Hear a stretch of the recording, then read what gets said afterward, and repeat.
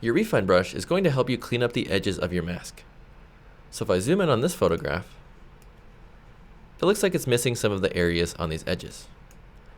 So we can grab our refine brush by heading over to our tool well, and we can click in our refine tools. Or you can simply grab it by hitting N on your keyboard. And if we head up to our top bar, we have 3 different modes we can use to clean up the edges of our mask. The first mode, Paint Out, is going to remove areas from the edge of your mask to clean it up. Paint In is going to paint those areas back in to clean it up. And then Auto is going to do both at the same time.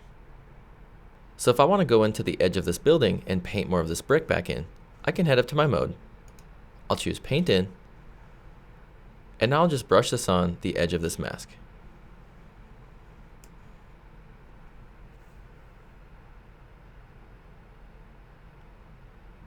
And it's painted it right back in.